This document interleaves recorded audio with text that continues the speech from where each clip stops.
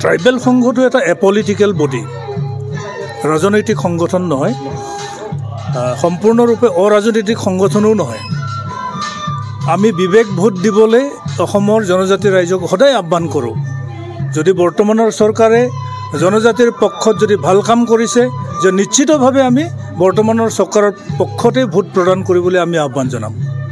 আমি সন্তুষ্টি প্ৰকাশ এইকাৰণে কৰোঁ যে এখন চৰকাৰৰ দিনতে আমি দেখিছোঁ জনজাতিসকলৰ বহু অমীমাংসিত সমস্যা সমাধান কৰিছে তেওঁলোকে, আৰু খুব দ্ৰুত গতিত আৰু প্ৰাধান্য দি কি কৰিছে যে জনজাতিসকলৰ ভূমি সমস্যা সমাধান কৰিবলৈ আগবাঢ়িছে।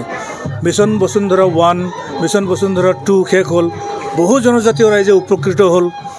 তেওঁলোকৰ যুগ যুগ ধৰি বসবাস কৰি থকা, ভোগ দখল কৰি থকা ভূমিবিলাক তাৰ পট্টা পাবলৈ সক্ষম হ'ল।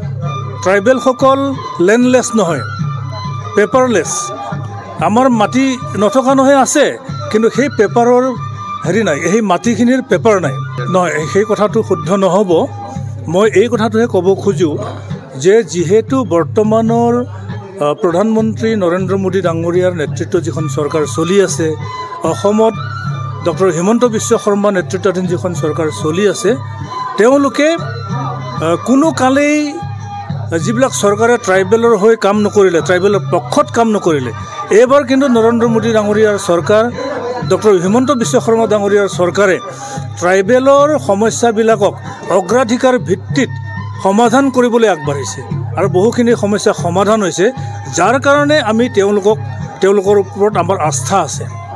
ট্ৰাইবেল সংঘটো এটা এপলিটিকেল বডি, ৰাজনৈতিক সংগঠন নহয়, সম্পূৰ্ণৰূপে অৰাজনৈতিক সংগঠনো নহয়। আমি বিবেক ভোট দিবলৈ অসমৰ জনজাতি ৰাইজক সদায় আহ্বান কৰোঁ। যদি বৰ্তমানৰ চৰকাৰে জনজাতিৰ পক্ষত যদি ভাল কাম কৰিছে, যে নিশ্চিতভাৱে আমি বৰ্তমানৰ চৰকাৰৰ পক্ষতে ভোট প্ৰদান কৰিবলৈ আমি আহ্বান জনাম। আমি সন্তুষ্টি প্ৰকাশ এইকাৰণে কৰোঁ যে এখন চৰকাৰৰ দিনতে আমি দেখিছোঁ জনজাতিসকলৰ বহু অমীমাংসিত সমস্যা সমাধান কৰিছে তেওঁলোকে, আৰু খুব দ্ৰুত গতিত আৰু প্ৰাধান্য দি কি কৰিছে যে জনজাতিসকলৰ ভূমি সমস্যা সমাধান কৰিবলৈ আগবাঢ়িছে।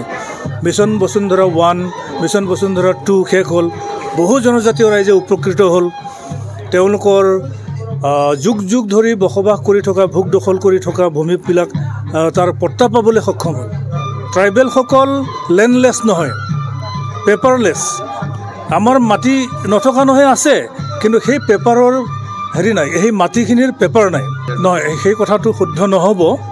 মই এই কথাটোহে ক'ব খোজোঁ যে যিহেতু বৰ্তমানৰ প্ৰধানমন্ত্ৰী নৰেন্দ্ৰ মোদী ডাঙৰীয়াৰ নেতৃত্বত যিখন চৰকাৰ চলি আছে, অসমত ডক্টৰ হিমন্ত বিশ্ব শৰ্মা নেতৃত্বাধীন যিখন চৰকাৰ চলি আছে, তেওঁলোকে কোনো কালেই যিবিলাক চৰকাৰে ট্ৰাইবেলৰ হৈ কাম নকৰিলে, ট্ৰাইবেলৰ পক্ষত কাম নকৰিলে, এইবাৰ কিন্তু নৰেন্দ্ৰ মোদী ডাঙৰীয়াৰ চৰকাৰ, ডক্টৰ হিমন্ত বিশ্ব শৰ্মা ডাঙৰীয়াৰ চৰকাৰে ট্ৰাইবেলৰ সমস্যাবিলাকক অগ্ৰাধিকাৰ ভিত্তিত সমাধান কৰিবলৈ আগবাঢ়িছে, আৰু বহুখিনি সমস্যা সমাধান হৈছে, যাৰ কাৰণে আমি তেওঁলোকৰ ওপৰত আমাৰ আস্থা আছে।